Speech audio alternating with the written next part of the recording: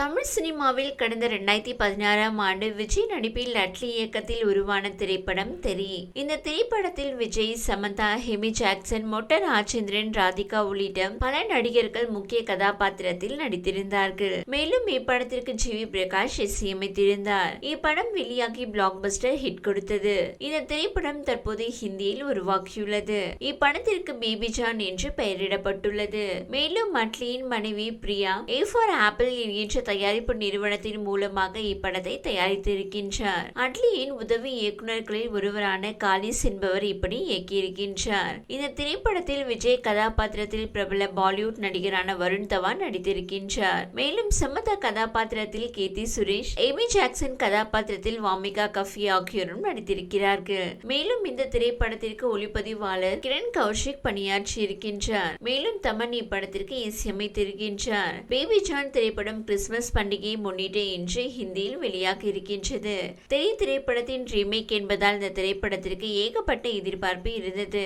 IPS அதிகாரியாக இருந்த John தனது மகளுடன் வசித்து வருகிறார். திரைப்படத்தில் எமி ஜாக்சன் நடித்த ஆசிரியர் கதாபாத்திரத்தில் வாமிகா கஃபி நடித்துள்ளார். மகேந்திரன் நடித்த வில்லன் கதாபாத்திரத்தில் ஜாக்கி ஷெராப் நடித்துள்ளார். சமந்தா கதாபாத்திரத்தில் கீர்த்தி சுரேஷ் நடித்துள்ளார். மற்றபடி திரைப்படத்தின் அதே கதையை எந்தவித மாற்றமும் இல்லாமல் எடுத்துள்ளார்கள். திரைப்படம் வெளியாகி 8 ஆண்டுகள் கடந்துள்ள நிலையில் தற்போது ரசிகர்களின் ரசனை மாறியுள்ளது.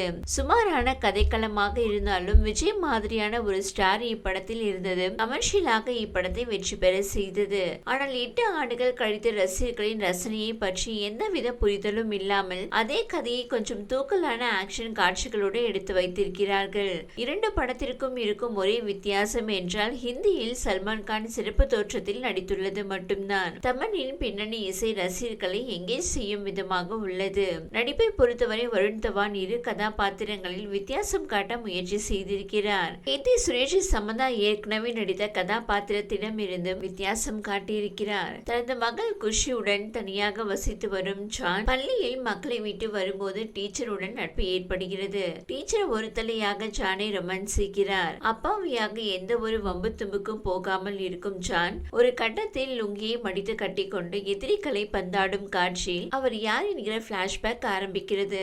சத்யவர்மா என்னும் அதிரடி போலீஸ்காரராக பிளாஷ்பேக்கில் காட்டப்படும் வருண் தவானை மீரா காதலிக்கிறார். மோதலில் ஆரம்பித்து காதல் தொடங்க திருமணமாகிறது. ஒரு பக்கம் குடும்ப வாழ்க்கையில் ஜாலியாக இருக்கும் வருண் தவான் அமைச்சர் ஜாக்கி ஷெராப்பின் மகனை கொன்றுவிடும். அதன் காரணமாக தனது அம்மா மற்றும் மனைவி மீராவை இழக்கிறார். மனைவிக்கு செய்து கொடுத்த சத்தியம் காரணமாக வேறு ஒரு ஊரில் அமைதியான ஜானாக வாழ்ந்து வரும் அவர் மீண்டும் எப்படி அமைச்சரை பழி வாங்குகிறார் என்பதுதான் பேபி ஜான் படத்தின் கதை.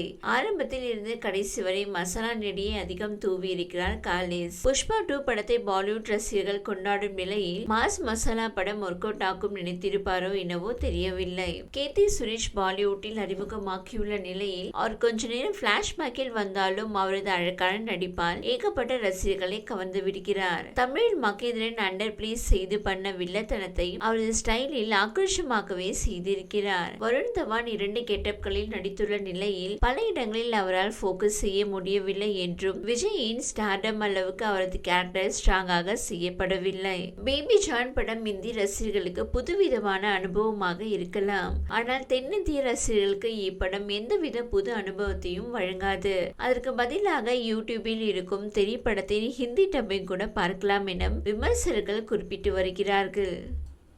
இந்த வீடியோ உங்களுக்கு பிடித்திருந்தால் லைக் செய்யுங்க. மேலும் இதுபோல் வீடியோ தொடர்ந்து பார்க்க நம்ம ஒரு சேனலை சப்ஸ்கிரைப் மற்றும் ஃபாலோ செய்யுங்க.